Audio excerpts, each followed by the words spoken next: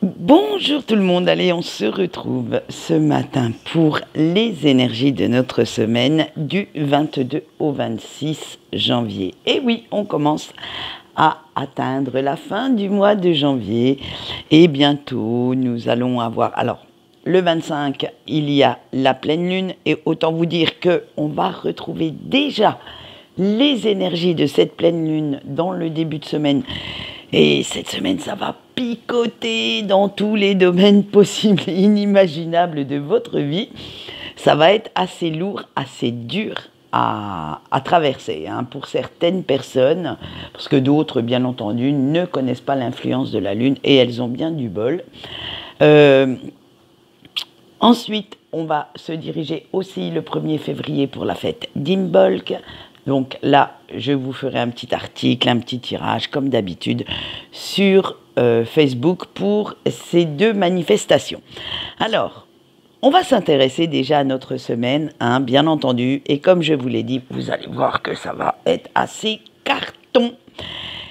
Alors, pour vous donner les énergies générales, j'ai pris l'oracle du petit enchanteur. Pour le sentimental, le yin-yang oracle. Et pour tout ce qui est message de votre ange gardien, j'ai pris le normand du Japon. Ça va nous faire un petit peu de bien, ça va nous faire un... vous allez voir que les illustrations sont assez sympathiques, assez... on va dire enfantine, assez rigolote, mais ce n'est pas pour autant que les messages ne seront pas passés. Allez, on y va tout de suite, vous allez voir que on va souffrir un petit peu cette semaine. La lumière, l'appel, l'orientation, la magie et l'équilibre. Alors, avec cette fameuse lumière, à force de remuer vos méninges un petit peu dans tous les sens, ça y est, il y a eu le déclic, ça a fait tilt dans votre tête. Vous criez même « Eureka, j'ai trouvé la bonne solution ». Normal, en même temps, à un moment donné, à force de cogiter, à force de réfléchir tout ce que vous pouvez, eh bien, il faut bien que cette torture psychologique que vous vous infligez depuis un petit moment s'arrête. Il faut bien que la solution fasse tac dans votre tête et on ne peut pas rester éternellement dans le brouillard. Il faut aussi de temps en temps qu'il y ait une percée de lumière là-dedans. En fait, cette solution, elle était logique. Mais c'est peut-être que vous aviez simplement fait un petit déni et en fait, elle va vous appeler. C'est comme si vous répondiez à votre instinct animal. Alors c'est là que je vous dis que la pleine lune du loup, elle est pas mal parce que regardez, c'est bien un loup qui hurle à la lune. Et oui, cette pleine lune va avoir des conséquences sur vous, va avoir des conséquences sur votre façon de réagir. Et ça va sur votre survie également. Et à force de vous mettre dans cet état de réflexion intense, ça en devient même douloureux. Et c'est cette douleur qui va réveiller votre instinct animal, votre instinct de survie. Et vous allez être bien obligé d'écouter à un moment donné votre intuition si vous voulez vous sortir un petit peu de cette mauvaise passe. Alors, même si vous éprouvez quelque peur des résistances dues au regard, au jugement des autres, ou même à ce qu'ils pourraient penser de vous, vous savez qu'au fond, vous allez devoir bouger un petit peu de votre canapé. Et oui, on va aller faire move your body, comme dirait notre... Je ne sais plus, c'était dans un dessin animé de Disney. Ouais, un dessin animé. Mais j'adorais en plus ce dessin animé, mais je ne sais plus lequel. Et vous allez devoir faire plein d'efforts pour obtenir ce que vous voulez. Et oui, on ne vous donnera pas tout cru, même si ça semble logique, même si ça semble évident. Il va falloir quand même aller le chercher, chercher cette solution. Et parce qu'à force de vous donner, de vous poser toutes ces questions existentielles, vous avez l'impression d'être quand même déboussolé, déstabilisé, limite ça vous rend fou ou folle, et vous ne savez plus très bien quelle décision prendre, hein, quel choix sera le bon. Limite, c'est comme si, quoi que vous fassiez, en ce moment, vous aviez l'impression de vous planter, de foncer droit dans le mur, hein, et que vous n'arrivez même pas à atteindre ce que vous rêvez d'avoir ou ce que vous rêvez de faire. Hein. C'est comme s'il y avait quelque chose qui bloquait, un petit grain de sable, et que vous n'arriviez pas à mettre la main dessus. Mais, en même temps, vous avancez, mais pas autant que vous voudriez. C'est pas du tout, mais pour certains, vous n'arrivez même pas à prendre la bonne direction. Vous avez vraiment cette comment je pourrais dire ça, cette sensation de tourner en rond. Voilà, c'est complètement ça. Et c'est simplement le fait qu'à force de vous focaliser sur ce problème, à trop décortiquer chaque élément, chaque détail, vous n'avez plus aucune spontanéité, vous n'avez plus cette impulsivité qui vient du cœur, hein, et qui pourrait vous aider. Vous faites en fait ce que votre entourage attend de vous, sans que vous n'ayez vraiment envie de le faire. Vous devez maintenant remettre un petit peu plus de spontanéité, d'envie, d'enthousiasme dans ce que vous avez envie de faire, dans ce que vous faites. Parce que là, vous faites les choses machinalement, on va dire, sans faire de vagues. Vous rentrez dans un moule qu'on a forgé pour vous, que votre entourage, vos proches ont cru bon de vous donner, et vous rentrez tout chose dedans, et vous vous dites, voilà, eh bien, en ce moment, je ne vais pas trop faire de vagues, je ne vais pas non plus aller chercher midi à 14h, je laisse la vie s'écouler comme ça. Si ça me va, tant mieux. Si ça ne va pas, eh bien, tant pis, ça passera. Mais non, à un moment donné, il va falloir stop. Vous ne pouvez pas rester dans cette situation-là, parce que votre cœur, il va dire, oh, tu me prends pour un blaireau, toi, il va falloir bouger un petit peu, aller vers ce qui t'appelle quand même. Et vous allez vouloir remettre un petit peu de peps dans vos pensées, il va falloir trouver un certain équilibre, en fait, entre ce que les autres attendent de vous et ce que vous avez envie de faire, de réaliser, de vivre. Et vous devez aller chercher, retrouver cette envie, cet enthousiasme de vous lancer, d'oser aller au bout de vos rêves. C'est bien beau de faire ce que les autres attendent, mais en même temps, vous allez le faire sans aucune passion, sans réelle motivation, et du coup, ça va se ressentir. Vous allez éprouver, alors, extérieurement, on dira que vous êtes un Jean foutiste, parce que vous laissez se faire les choses, voilà, bon, à la limite, ce que les autres pensent à l'extérieur, on s'en fout un petit peu, mais intérieurement, ça va créer une grande frustration, pas mal d'anxiété. Vous allez être dans le mal-être parce que vous n'arrivez plus à écouter votre cœur, à faire ce qui vous éveille, ce qui vous émerveille. Et ça, vous allez en fait mourir à petit feu. Alors, on va se reprendre et vous allez voir que je pense que le tirage de la semaine prochaine, il va être un petit peu plus vers quelque chose qui vous parle personnellement. Alors après, chaque situation est propre à chacun, donc adaptez aux problèmes que vous subissez en ce moment pour pouvoir voir comment prendre vos décisions. Allez, on va continuer avec nos couples et vous allez voir que même dans le sentimental, eh bien, notre lune ne va pas nous épargner. On a les guides, l'eau, la balance, la clarté, la souffrance et la liberté. Eh bien, allez, pop, on y va. Chers couples, vous qui regardez la vidéo, eh bien, vous avez beaucoup de mal en ce moment à vous concentrer sur le positif de votre relation. Et pour une raison que vous n'arrivez pas à expliquer vos énergies et surtout vos pensées sont sans dessus-dessous. Et vous êtes dans les, j'allais dire, dans les bad vibes, dans les mauvaises pensées, vous broyez du noir, vous n'arrivez à rien de positif. Bref, c'est le... J'allais dire, c'est le gros dawa chez vous, c'est le gros binge mental, et vous avez même l'impression d'avancer quand même sur un terrain miné. Parce que malgré l'amour que vous avez l'un pour l'autre, c'est l'incompréhension totale. Vous n'êtes même plus sur la même longueur d'onde. Les projets, alors certains, parce que bon, je ne parle pas de ceux du quotidien, mais les projets à plus ou moins long terme sont à l'arrêt total. C'est vraiment... vous ne savez plus quoi faire.